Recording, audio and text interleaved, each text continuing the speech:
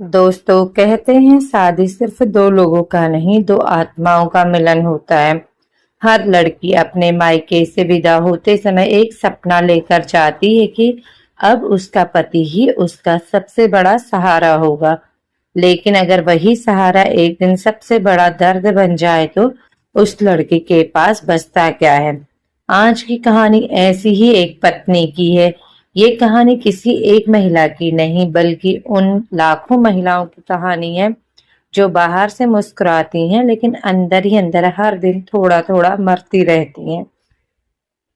ये है साल 2013 की बात। दिल्ली की भीड़ भाड़ वाली जिंदगी में रहने वाला आदित्य पिछले कई सालों से एक प्राइवेट कंपनी में नौकरी कर रहा था।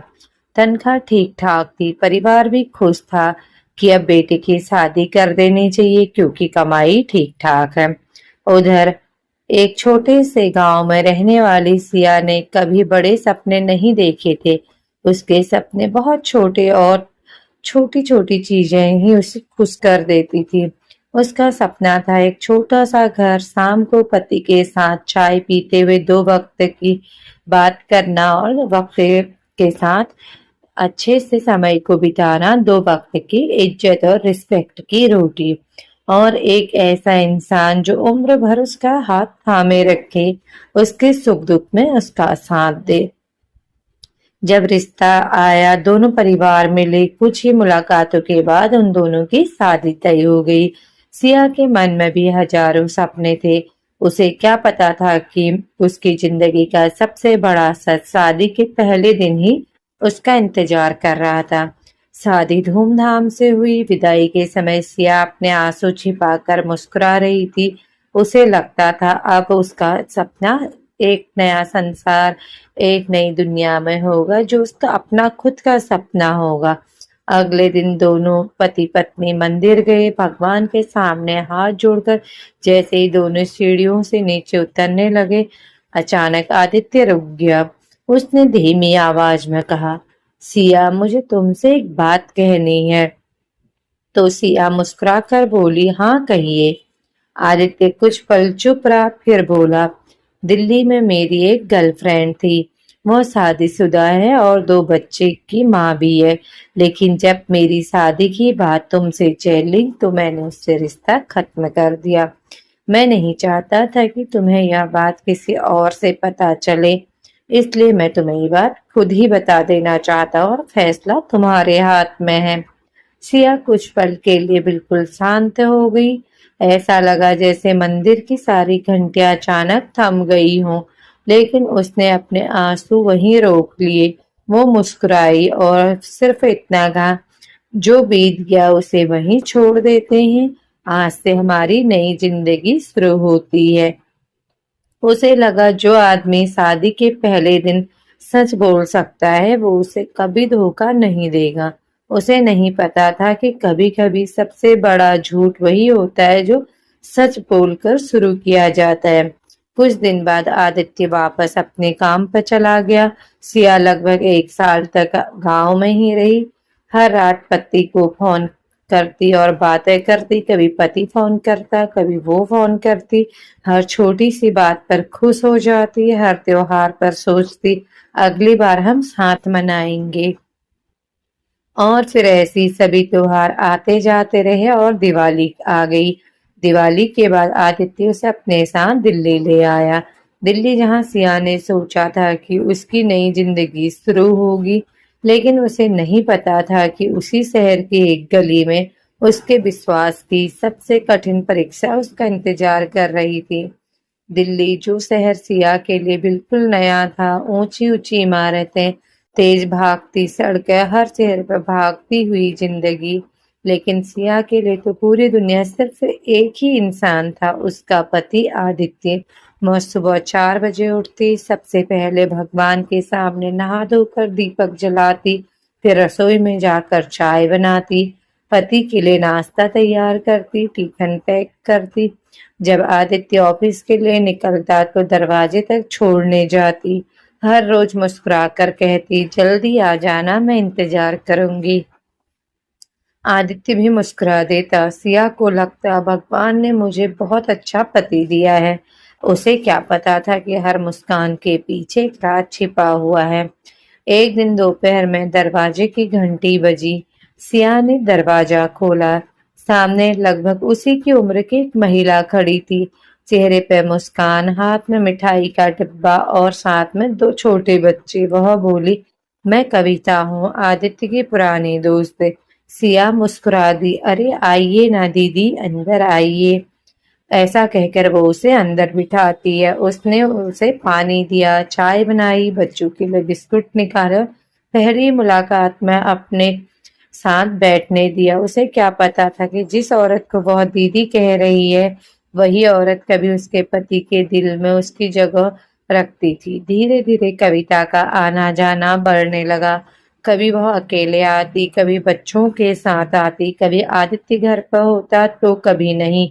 सिया ने कभी कोई सवाल नहीं पूछा, क्योंकि उसे अपने पति पर पूरा भरोसा था। उसे लगता था अगर मेरे पति ने शादी से पहले दिन ही मुझे सच बता दिया था तो अब डरने की तो कोई बात ही नहीं। लेकिन सच इतनी आसानी से कहाँ खत्म होता है। कई बार आदित्य बिना किसी वजह के घर से निकल जाता और कहता, एक दोस्त से मिलकर आता हूँ। सिया कभी रोकती नहीं। उसे लगता हर इंसान की अपनी दुनिया होती है। शाम को जब वह लौटता तो सिया गरम गरम रोटियां बनाकर उसका इंतजार करती, और जैसे ही आदित्य आता खाना देती उसे और टीवी देखने लग जाता आदित्य, और फिर उसके बाद सिया सो जाता। सिया खुश थी क्योंकि उसे लगता था कि पति घर तो लौट आता है। उसे नहीं पता था कि कुछ लोग शरीर से घर लौट आते हैं लेकिन दिल कहीं और छोड़ आते हैं। धीरे धीरे समय बीतता गया। अब कविता और सिया की भी अच्छी दोस्ती हो गई। दोनों साथ बाजार जाती, हंसती, त्योहारों पर एक दूसरे के घर आती जाती। यहाँ तक कि करवा चौथ वाले दिन जब हर सुहागन अपने पति की लंबी उम्र की दुआ मांगती है, सिया ने अपना मेकअप भी कविता से ही करवाया। कविता उसके माथे पर बिंदी लगा रही थी और सिया मुस्कुरा रही थी। उसे कहाँ मालूम था कि जिस हाथ से उसकी मांग सज रही है, उसका मेकअप हो रहा, उसी हाथ ने कभी उसके सुहाग को बांट लिया है। भगवान भी शायद उस दिन चुप थे। उधर कविता का अपना भी घर था, उसका पति था, दो बच्चे थे, लेकिन उसके पति को रिश्ता कभी पसंद नहीं था। वह कई बार कविता से कह चुका था, अब ये सब छोड़ दो, अपना घर संभालो। लेकिन कुछ रिश्ते समझाने से नहीं, खुद की इच्छा से खत्म होते हैं, और यहाँ इच्छा किसी की भी नहीं थी इस रिश्ते को खत्म करने की, ना कविता की ना आदित्य की। और आदित्य जो चाहता था वो दोनों ही रिश्तों को रखना चाहता था। और सबके बीच जो परेशान खड़ी थी वो थी सिया, जिसे अभी तक ये भी नहीं पता था कि उसके विश्वास की परीक्षा अब शुरू होने वाली है। समय पंख लगाए आगे बढ़ता जा रहा था। अब दिल्ली आए उसे लगभग 1 साल हो चुका था। अब सिया के छोटे से किराए के घर को ही अपना संसार बना लिया। दीवारों पर उसने अपने हाथों से भगवान की तस्वीरें लगाई, खिड़की पे छोटे छोटे गमले रखे। उसे लगता था घर बड़ा नहीं होता, घर को अपनों से बनता है। कुछ ही महीनों बाद भगवान ने उसकी गोद भर दी। एक प्यारी सी बेटी का जन्म हुआ। जब पहली बार सिया ने अपनी बेटी को सीने से लगाया तो उसकी आंखों से आंसू निकल पड़े। उसने मन ही मन भगवान से कहा, मुझे और कुछ नहीं चाहिए, बस मेरी बेटी हमेशा खुश रहे। आदित्य भी उस दिन बहुत खुश दिखाई दिया। उसने बेटी को गोद में उठाया, माथे पर चूमा और बोला, मेरी परी, मेरी प्यारी बेटी। उस एक पल के लिए सिया को लगा सब कुछ अब बदल जाएगा। अब उसका पति पूरी तरह परिवार में रम जाएगा। लेकिन कुछ रिश्ते बच्चों के जन्म से नहीं बदलते। दिन बीतते गए, बेटी धीरे धीरे बड़ी होने लगी। सिया की पूरी दुनिया अब अपनी बेटी और पति के इर्द गिर्द ही घूमती थी। लेकिन आदित्य की दुनिया में आज भी एक और नाम था, और वो नाम था कविता। कभी फोन, कभी मैसेज, कभी मिलने का बहाना, सब कुछ पहले की तरह ही चलता रहा। कई बार आदित्य ऑफिस से सीधे घर नहीं आता और अपनी पत्नी को कह देता आज काम ज्यादा है। सिया बिना सवाल किए खाना ढक कर रख देती। रात के 10 बजते, 11 बजते, 12 बजते, लेकिन उसकी आंखें दरवाजे पर ही लगी रहती। जैसे ही दरवाजा खुलता वह मुस्कुराकर पूछती, खाना गरम कर दूं? आदित्य सिर्फ इतना कहता, हाँ। उसे कभी ये ख्याल ही नहीं आया कि जो औरत उसका इतनी देर इंतजार करती रही उसके दिल में भी दर्द होता होगा। शायद उसने भी अभी खाना ना खाया हो। एक दिन मोहल्ले की एक औरत ने सिया से पूछ लिया, वो जो दीदी आती है रिश्ते में आपकी क्या लगती है? सिया मुस्कुरा दी, बहुत अच्छी दोस्त है हमारे परिवार की। उसने ये बात पूरे विश्वास से उस पड़ोसन से कही क्योंकि उसे अपने पति पर शक करना आता ही नहीं था। उसे बचपन से ही ये सिखाया गया था कि पति पर विश्वास करना ही पत्नी का सबसे बड़ा गहना होता है। लेकिन कभी-कभी वही गहना सबसे भारी बोझ बन जाता है। ये उसे किसी ने नहीं बताया था। करवा चौथ आया, पूरे मोहल्ले में चहल पहल थी। सभी सुहागनें सज रही थी। सिया ने भी लाल साड़ी पहनी, लेकिन उसे मेकअप करना नहीं आता था। तभी दरवाजे की घंटी बजी और सामने कविता खड़ी थी। वो मुस्कुराकर बोली, आओ आज मैं तुम्हें दुल्हन बना दूं। सिया खिल उठी। वो चुपचाप बैठ गई। कविता उसके बाल संवारने लगी, हाथों में चूड़ियां पहना रही थी। आईने में सिया खुद को देखकर खुश हो रही थी, लेकिन उसी आईने में अगर उसके दिल का सच दिखाई देता तो शायद वो उस दिन कभी करवा चौथ का व्रत ही न रखती। जिस औरत के हाथों से वो अपने सुहाग के लिए सज रही थी, उसी औरत के लिए उसका पति आज भी अपने दिल में जगह बनाए हुए था। भगवान भी उस दिन शायद यही सोच रहे थे, कैसी परीक्षा ले रहे हूं मैं इस बेटी की। सिया को अभी कुछ भी नहीं पता था। वो बस इतना जानती थी कि उसका पति उसका है और हमेशा उसी का रहेगा। लेकिन सच्चाई धीरे धीरे उसकी जिंदगी की ओर बढ़ रही थी। ऐसी सच्चाई जो उसके विश्वास की नींव हिला देने वाली थी।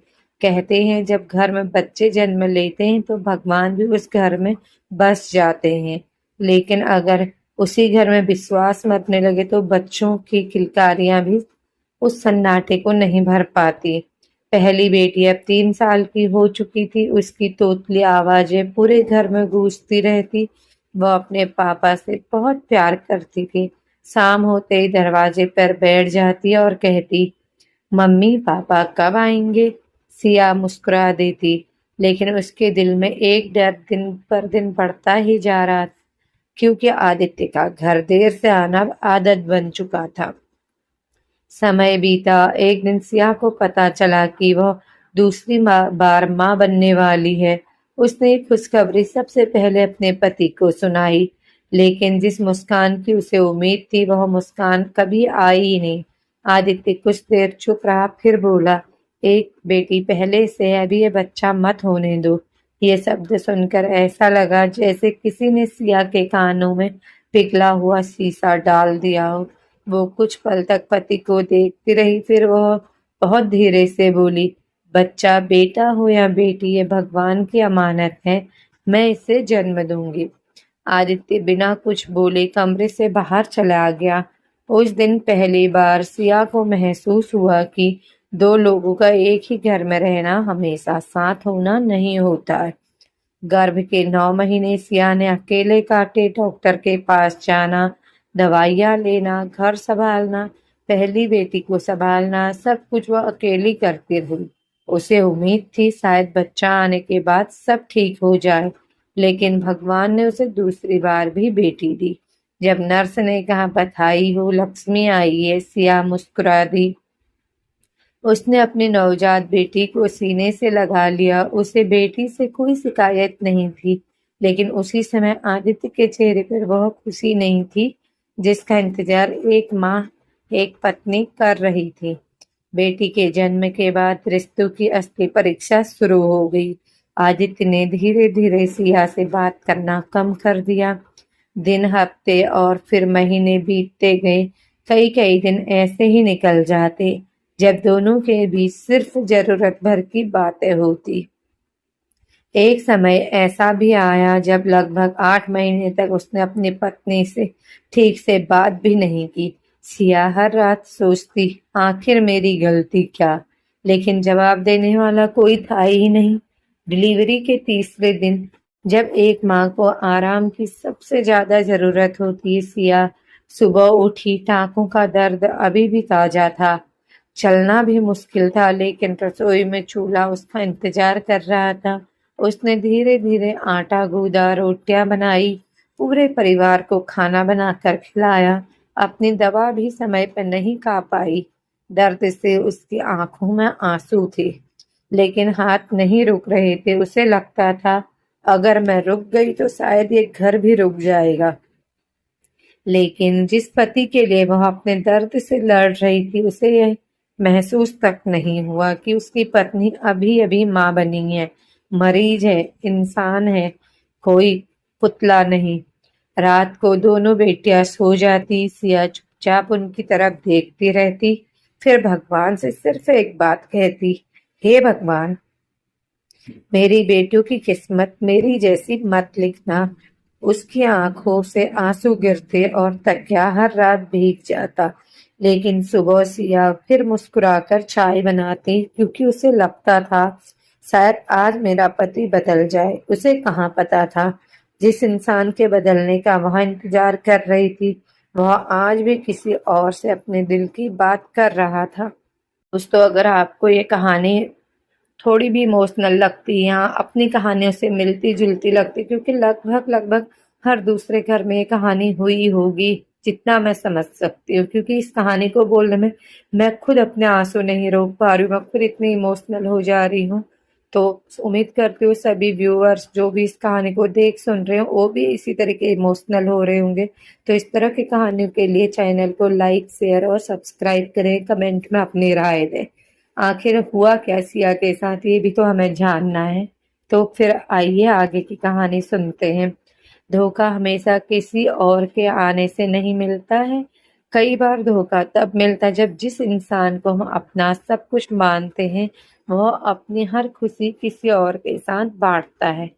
क्योंकि समय तो रुकता नहीं। अब दोनों बेटियां स्कूल जाने लगी। सुबह 5 बजे सिया की आंख खुल जाती।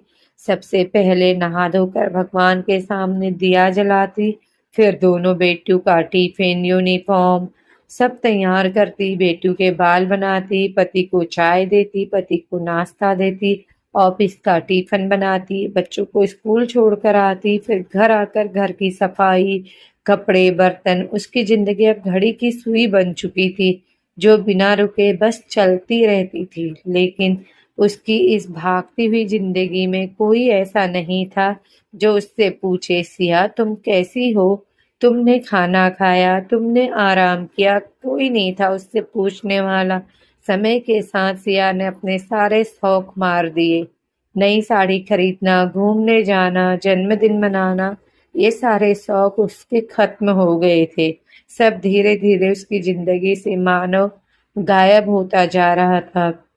अगर कभी कुछ पैसे बचते तो वह उन्हें अपने अलमारी में रख देती और सोचती, बच्चों के काम आएंगे। धीरे धीरे 10 रुपये, 20 रुपये, 100 रुपये, 1000 रुपये करते करते उसने अपनी छोटी छोटी बचत से निवेश करना शुरू किया।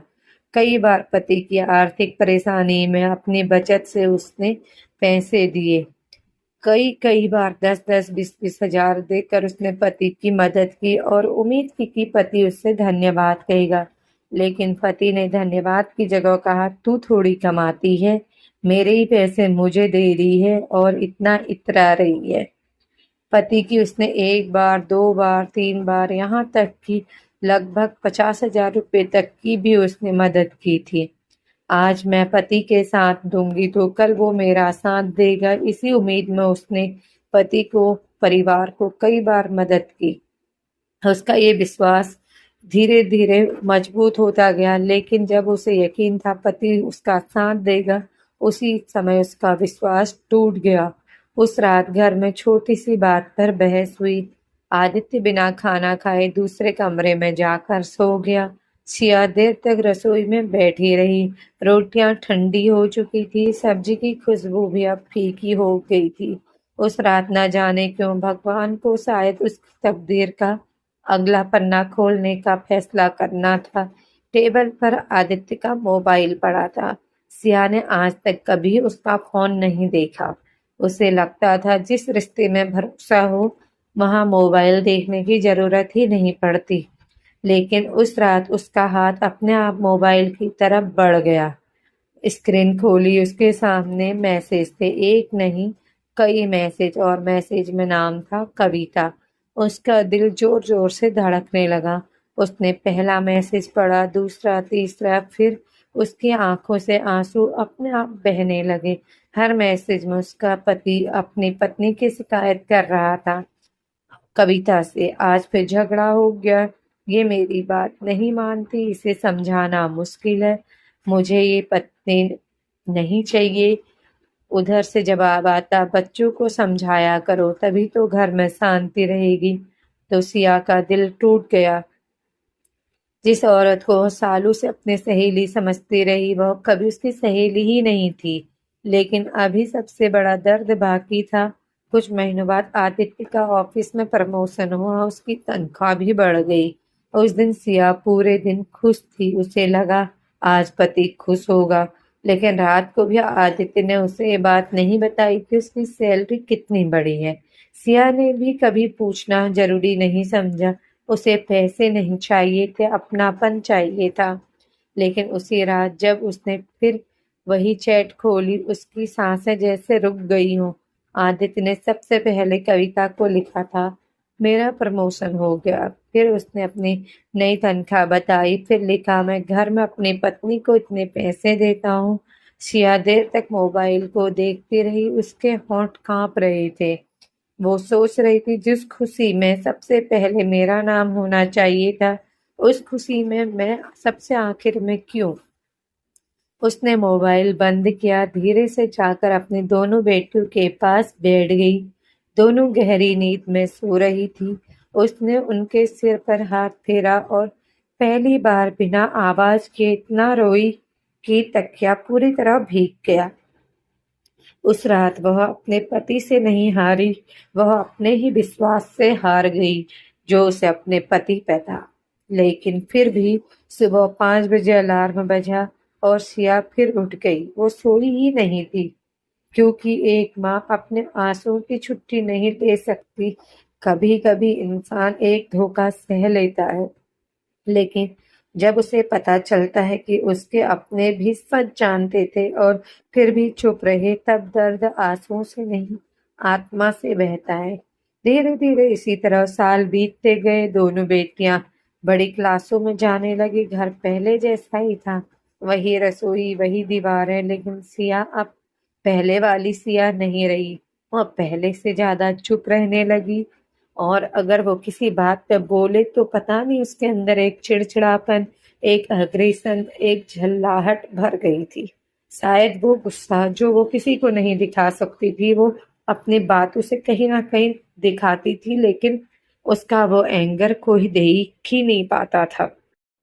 एक शाम उसकी सास उसके पास बैठी और उससे बोली। बहुत देर तक पहले तो वो चुप रही, और जब वो बोली कि बेटा, एक बात है जो शायद मुझे बहुत पहले ही तुझे बता देनी थी। सिया चुपचाप बैठी रही। सास की आंखें भर आई। उन्होंने धीरे से कहा, हमें उस औरत के बारे में पहले से ही पता था। तेरे ससुर को भी पता था, तेरे पति के मामा को भी, यानी मेरे भाई को भी पता था, घर के कई लोगों को, तेरी ननदों को भी पता था। हमें लगा कि शादी के बाद सब ठीक हो जाएगा। सिया के कानों में जैसे सब कुछ सुनाई देना बंद हो गया हो। कुछ देर बाद उसने सिर्फ एक सवाल पूछा कि माँ, अगर सब जानते थे तो मुझे किसी ने क्यों नहीं कहा। सास के पास कोई जवाब नहीं था। उन्होंने बस सिया का हाथ पकड़ लिया। उस दिन सिया को पहली बार लगा कि सिर्फ पति ने नहीं, चुप्पी थी, सभी ने उसे धोखा दिया था। उस रात सिया बहुत देर तक छत पर बैठी रही। मन में कई तरह के ख्याल आए, अच्छे बुरे बहुत सारे ख्याल आए। गुस्सा उस सास का आया जिसे उसने माँ समझा था, एक अच्छी दोस्त समझा था। उसने भी बहू से सच्चाई छिपाई। वो आसमान में देखती रही, लेकिन उसके भीतर जैसे आसमान का चांद कोई रोशनी ला ही नहीं रहा था। उसके अंदर एक अमावस्या की रात चल रही थी। वो सोच रही थी, अगर शादी से पहले किसी ने मुझे सच बता दिया होता तो शायद फैसला मेरा होता, लेकिन मुझसे मेरा फैसला करने का हक भी छीन लिया। और जब इतने साल हो गए, तब सब मुझे सच्चाई बता रहे हैं। फिर भी उसने अब किसी से नफरत नहीं की, क्योंकि अब तो जिंदगी में सब कुछ ये खत्म हो गया था या फिर नई शुरुआत करनी थी। किसी के लिए नहीं भी जीती तो अपने दो बेटियों के लिए तो उसे जीना था। किससे नफरत करती? सब उसके अपने ही तो थे। धोखे देने वाले पति, अपना सास ससुर, अपने पति का मामा भी कहीं ना कहीं अपने मामा समान ही था। और ना ही उस औरत से वो नफरत कर सकती थी जो उसकी दोस्त बनकर उसको धोखा दे रही थी। बस वो ये सोचती रही, शायद सबको लगा होगा कि समय सब ठीक कर देगा, लेकिन समय ने कुछ भी ठीक नहीं किया। उसने सिर्फ दर्द को पुराना कर दिया। कुछ दिन बाद फिर दरवाजे की घंटी बजी। सिया ने दरवाजा खोला। सामने वही औरत खड़ी थी जो कभी उसके पति की प्रेमिका थी। कभी कहूँ या अभी भी कहूँ, उसे समझ नहीं आ रहा था, लेकिन फिर भी वह आज भी पहले की तरह मुस्कुरा रही थी। आज भी पति के साथ ही वो पति की स्कूटी पे बैठ के उसके घर आई थी, जैसे कुछ हुआ ही ना हो या उसे कुछ बताया ही गया ना हो। लेकिन उस प्रेमिका को पति ने सब बता दिया था। पर सिया ने भी चेहरे पे एक झूठा मास्क लगाकर उसका पूरा स्वागत किया। वो मुस्कुराई और हमेशा की तरह बोला, दीदी आओ। फिर वो रसोई में गई, पानी लाई, उसे पानी दिया, जूस दिया, चाय बनाई, नमकीन रखी और बिस्कुट निकाले। उसके चेहरे पर वही मुस्कान थी। उसने एहसास भी नहीं होने दिया कि वो सबके धोखे को जान चुकी है। लेकिन उस मुस्कान के पीछे जो रो रही थी वो किसी को नहीं दिखाई दिया, क्योंकि अब तो उसे सबका धोखा दिख चुका था। उसे ये भी पता था कि एक दो बार उसने अपने पति और उस औरत को ऐसी हालत में देखा था जिसे कोई भी पत्नी अपने आंखों से कभी ना देखना चाहेगी। लेकिन उसने उस दिन भी कोई तमाशा नहीं किया। उसने सोचा, अगर आज मैं चिल्ला दूंगी तो टूटेगा मेरा ही घर। उसने अपने आंसू फिर से निगल लिए। रात को जब सब सो गए, सिया ने अपनी पुरानी डायरी निकाली और उसमें कांपते हाथों से लिखा, मैंने कभी किसी का हक नहीं छीना। मैंने कभी किसी से उसका परिवार नहीं छीना। फिर मेरी ही जिंदगी में इतना अंधेरा क्यों? शायद भगवान मुझे मजबूत बना रहा है या फिर मजबूर बना रहा है। शायद मुझे धीरे धीरे अंदर से खत्म कर रहा है। डायरी बंद कर दी और उसके बाद दोनों बेटियों को अपने सीने से लगा लिया। उसके मन ही मन कई फैसले किए। अगर मुझे जीना है तो अब अपनी बेटियों के लिए जीना है, और अगर मुझे कुछ करना है तो अपनी बेटियों के लिए करना है। उसी रात एक माँ जन्म ले चुकी थी और एक पत्नी कहीं खो चुकी थी, जो अब सिर्फ दिख तो पत्नी रही थी, लेकिन वो जी माँ बनकर रही थी, क्योंकि पति के दिखावे और धोखे से वो बहुत ज्यादा टूट चुकी थी। और कहते हैं ना, औरत जब रोती है तो लोग उसे कमजोर समझते हैं, लेकिन जिस दिन वह रोना छोड़ देती है उसी दिन उसकी जिंदगी बदलनी शुरू हो जाती है। उस रात डायरी बंद करने के बाद सिया ने एक फैसला लिया। वह अब किसी से लड़ाई नहीं करेगी, ना पति से, ना उस औरत से, न परिवार से, क्योंकि उसे समझ आ गया था कि रिश्ते बचाने की कोशिश सिर्फ एक इंसान करे तो रिश्ता नहीं बचता, बल्कि वो बोझ बन जाता है। अगली सुबह भी सब पहले जैसा ही था। अलार्म सुबह 5 बजे बजा। सिया उठी, नहा धोकर भगवान के सामने दिया जलाया, बेटियों का टिफिन बनाया, पति को चाय दी, नाश्ता दिया, पति का टिफिन पैक किया, बेटियों को स्कूटी से स्कूल छोड़ आई और हमेशा की तरह मुस्कुराकर दिन भर के सभी काम किए। उसके बाद आदित्य भी ऑफिस चला गया और फिर उसने दरवाजा बंद किया तो पहली बार सिया ने आईने में खुद को देखा। उसने पूछा, आखिर मैं कब तक सिर्फ किसी की पत्नी बनकर जीती रहूंगी, क्या मेरी अपनी कोई पहचान नहीं? उस दिन उसने पहली बार अपने लिए सोचना शुरू किया। धीरे धीरे उसने अपनी छोटी छोटी बचत अलग रखनी शुरू कर दी। घर खर्च से बचे 10 रुपये, 20 रुपये, 50 रुपये, कभी 100 रुपये, कभी कुछ काम करके बचत करके, या कभी साड़ी में अल्ट्रेशन करके, जो भी वो काम कर सकती थी वो सभी काम किए। कभी महंगे कपड़े नहीं खरीदे, ना गहने, ना घूमना।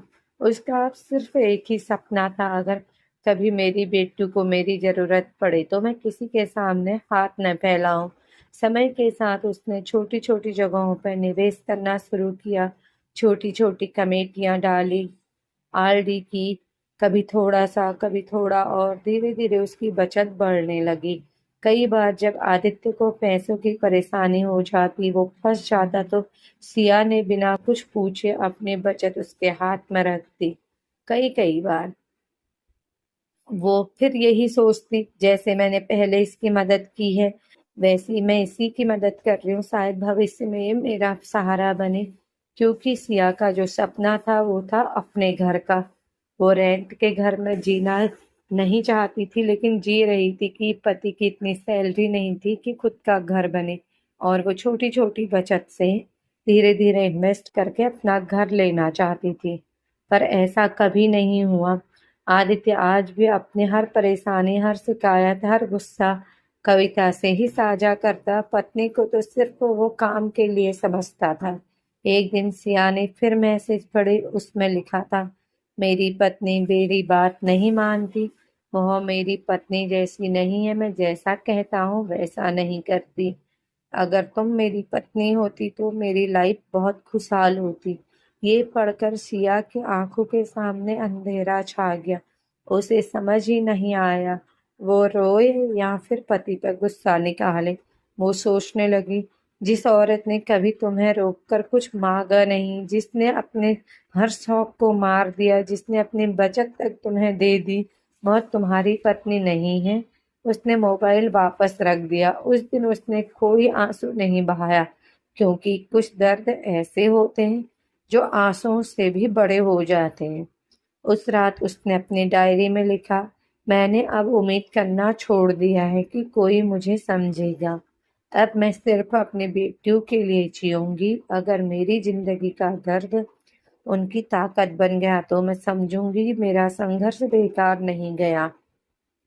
उसी दिन सिया ने मन ही मन तय कर लिया कि एक दिन वह अपनी बेटियों को लेकर नई शुरुआत करेगी, बिना शोर, बिना बदला लिए, बिना किसी को गलत साबित किए, क्योंकि उसे अब किसी को हराना ही नहीं था। उसे सिर्फ अपने बेटियों का भविष्य बचाना था। रिश्ते हमेशा शोर मचाकर नहीं टूटते। कुछ रिश्ते एक दिन बिल्कुल शांत होकर खत्म हो जाते। उस दिन न वो चीख होती है, न आंसू होते, सिर्फ एक फैसला होता है। सास के जाने के बाद घर पहले जैसा नहीं रहा, क्योंकि सास चाहे कुछ भी हो, उसके दुख सुख में कभी खुश होकर तो कभी नाराज होकर उसका साथ देती थी। और वो भी अपनी सास से सब कुछ कह जाती थी, क्योंकि उसने भी सास को माँ माना था और सास ने भी उसे बेटी ही माना था। भले ही सास ने बेटे का राज अपनी बहू से छुपाया था, लेकिन वो हमेशा उसे बेटी ही मानती थी।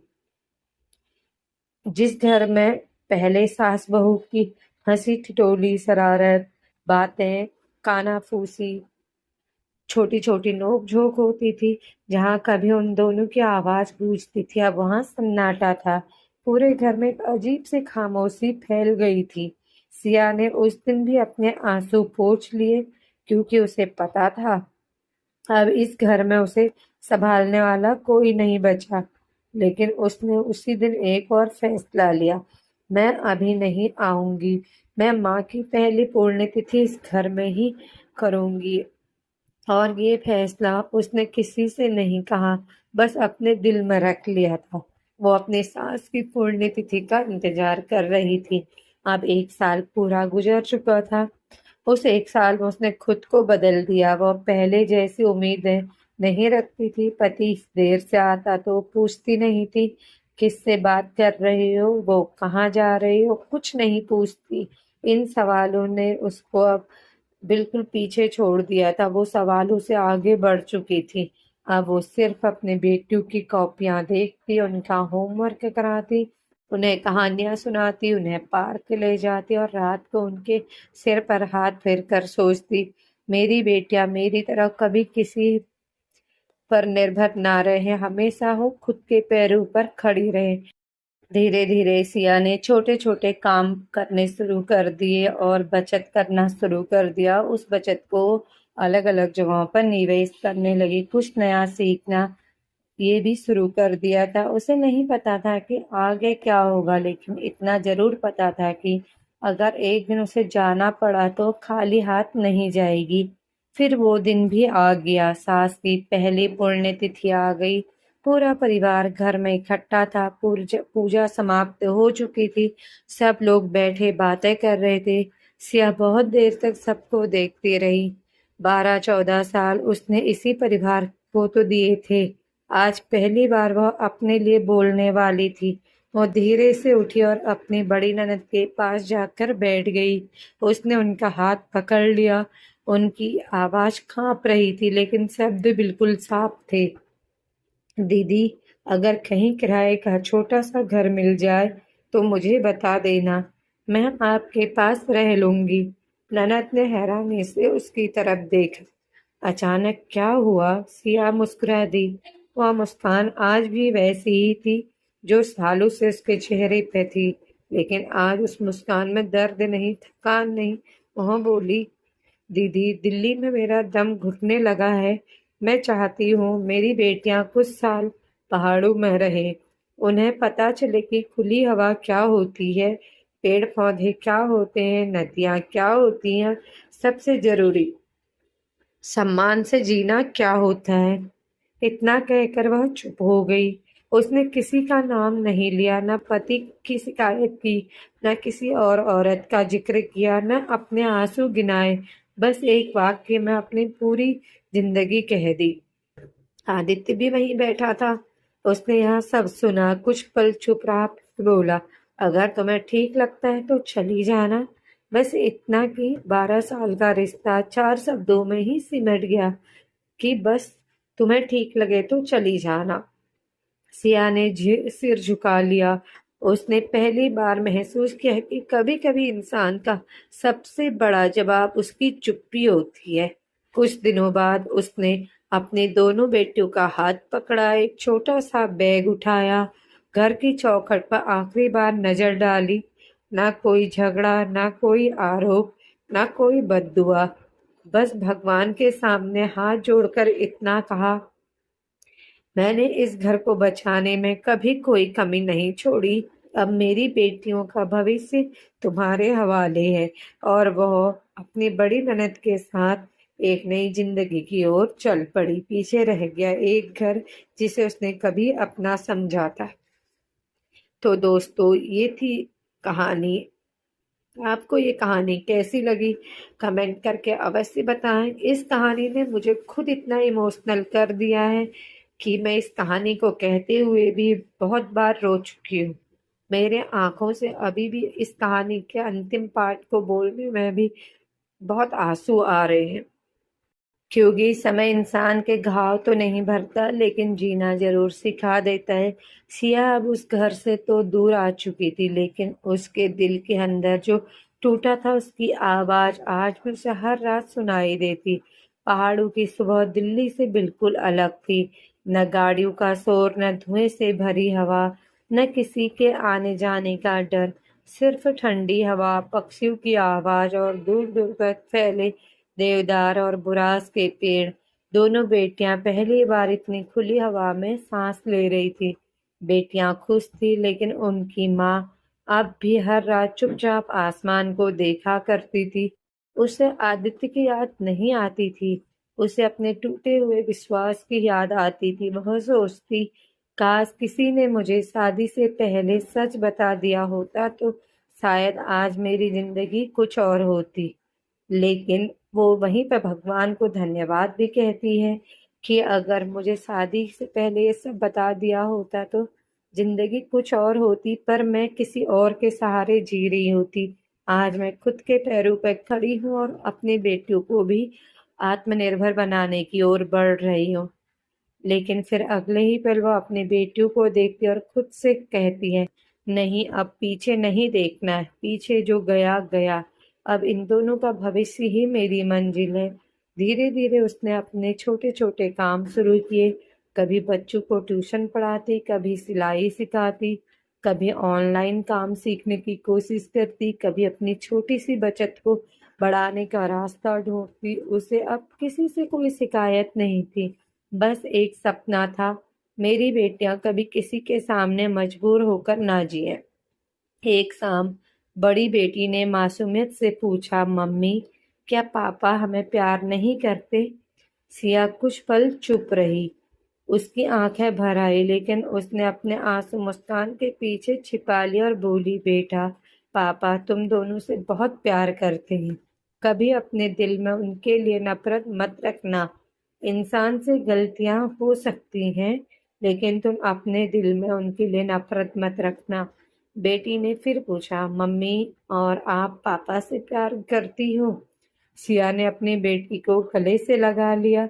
बहुत देर तक कुछ नहीं बोली, फिर धीरे से कहा कि मैंने कभी किसी से नफरत नहीं की, बस कुछ रिश्तों से उम्मीद करना छोड़ दिया है। रात को जब दोनों बेटियां सो गई, सिया ने अपनी डायरी का आखिरी पन्ना खोला। उसने कांपते हाथों से लिखा, अगर कभी मेरी बेटियां डायरी पढ़ें तो उस उनसे मेरी एक ही विनती है, बेटा, शादी करने से पहले अपने पैरों पर खड़ी होना, अपना बैंक अकाउंट बनाना, खूब पैसे कमाना, अपनी कमाई का होना, अपना आत्मसम्मान का होना बहुत जरूरी है।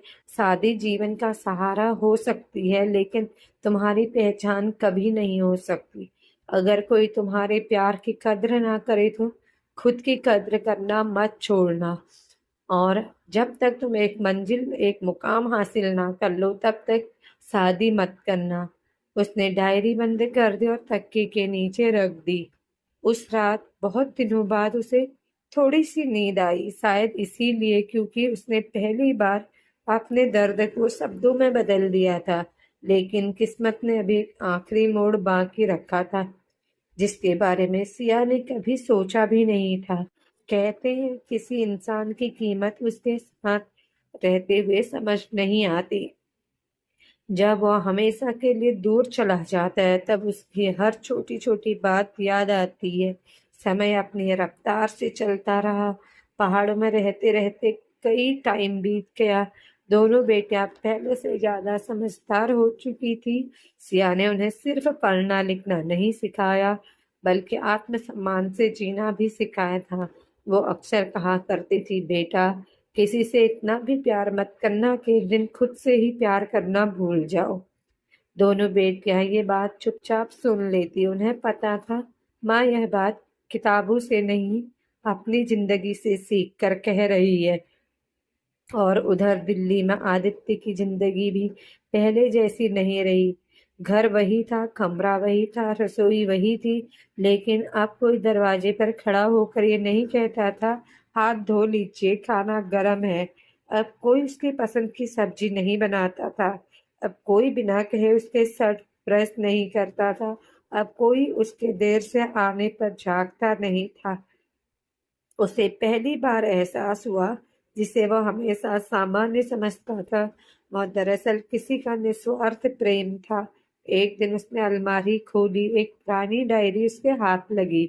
डायरी के पहले पन्ने पर लिखा था, अगर कभी यह डायरी तुम्हारे हाथ लगे तो समझना कि मैं बहुत थक चुकी थी। मैंने तुम्हें कभी रोकना नहीं चाहा, क्योंकि प्यार मांगा नहीं जाता। बस एक बात का दुख रहेगा कि मैंने तुम्हें अपना सब कुछ माना, लेकिन तुमने मुझे कभी अपनी पहली प्राथमिकता नहीं बनाया। आदित्य के हाथ कांपने लगे। वह एक एक पन्ना पढ़ता गया। हर पन्ने पर सिया का दर्द था, हर पन्ने पर उसकी चुप्पी थी, हर पन्ने पर उसका टूटा हुआ विश्वास था। पहली बार आदित्य रोया, लेकिन अब उसके आंसू किसी का दर्द कम नहीं कर सकते थे। कुछ समय बाद दोनों बेटियां बड़ी हो गई। एक दिन बड़ी बेटी ने पिता से पूछा, पापा एक बात पूछूं? आदित्य ने सिर हिलाया। बेटी बोली, वह कौन सी औरत थी जिसके लिए हमारी माँ ने पूरी जिंदगी अपने आंसू छिपाए? कमरे में सन्नाटा छा गया। आदित्य के पास कोई जवाब नहीं था। दूसरी बेटी बोली, माँ ने हमें कभी आपके खिलाफ नहीं किया। उन्होंने कभी आपके बारे में बुरा नहीं कहा। उन्होंने हमेशा यही सिखाया, अपने पिता का सम्मान करना। लेकिन क्या आपने कभी हमारी माँ का सम्मान किया? ये सवाल आदित्य की पूरी जिंदगी पर सबसे भारी पड़ गया। उसके पास न कोई सफाई थी, न कोई जवाब। सिर्फ झुकी हुई नजरें थी और देर से आया हुआ पछतावा। कुछ समय बाद सिया की तबीयत बिगड़ने लगी। बरसों की चिंता, टूटे हुए सपने, नींदहीन रातें और लगातार संघर्ष उसके शरीर पर अपना असर छोड़ चुके थे। एक शाम उसने अपनी दोनों बेटियों का हाथ अपने हाथों में लिया और धीरे से मुस्कुराई और बोली, बेटा, अगर मेरी जिंदगी से कुछ सीखा या सीखना तो बस इतना सीखना कि शादी से पहले अपने पैरों पर जरूर खड़े होना, अपना सम्मान कभी किसी के भरोसे मत छोड़ना, प्यार करना लेकिन पहले खुद से। अगर कभी कोई रिश्ता तुम्हें रोज तोड़ने लगे तो उसे बचाने की कोशिश बिल्कुल मत करना, लेकिन खुद को खोकर उस रिश्ते को बचाने से अच्छा खुद को बचाना। दोनों बेटियां फूट फूट कर रोने लगी। शिया ने उनके आंसू पोंछे। उसके चेहरे पे एक अजीब सी शांति थी। शायद इसलिए क्योंकि उसने अपने दर्द को अपनी बेटियों की ताकत बना दिया था। उसने धीरे से आंखें बंद की और कमरे में एक लंबी खामोशी फैल गई। उस रात शायद बहुत दिनों बाद उसे गहरी नींद आई। वह नींद जिसमें कोई डर नहीं था, कोई इंतजार नहीं था, कोई टूटता हुआ भरोसा नहीं। और उसकी नींद अब पूरी भी हो रही थी। दोस्तों, ये कहानी सिर्फ एक पत्नी की नहीं है। ये उन लाखों महिलाओं की कहानी है जो हर दिन अपने परिवार के लिए जीती हैं, लेकिन अपने दर्द के बारे में किसी से कुछ नहीं कहती है। अगर आपके जीवन में कोई ऐसा इंसान है जो बिना शिकायत के हर दिन आपके लिए जी रहा है, तो उसकी कद्र कीजिए, क्योंकि पछतावा हमेशा तब आता है जब समय हाथ से निकल चुका होता है। अगर आप सिया की जगह होते तो आप क्या करते? क्या आप इतना दर्द सहते या अपने आत्मसम्मान के लिए पहले ही कोई फैसला ले लेते? अपने राय को कमेंट में जरूर लिखिए और अगर इस कहानी ने आपके दिल को छुआ हो तो इसे उन लोगों तक जरूर पहुंचाएं जिन्हें इसकी सबसे ज्यादा जरूरत है। शायद एक दिन उनकी जिंदगी का अंत ऐसा हो या शायद उनकी जिंदगी की एक नई शुरुआत हो। आप इस कहानी को जरूर शेयर करें। ये फैसला वक्त करेगा कि आप इस कहानी को कहाँ तक पहुंचाते हैं। और इस तरह की कहानियों को देखने सुनने के लिए चैनल को लाइक शेयर सब्सक्राइब करें, कमेंट करें। उम्मीद करती हूँ ये कहानी आपको पसंद आई होगी। तो अपनी राय कमेंट में अवश्य बताएं। मिलते हैं अगली कहानी में। Thank you for watching.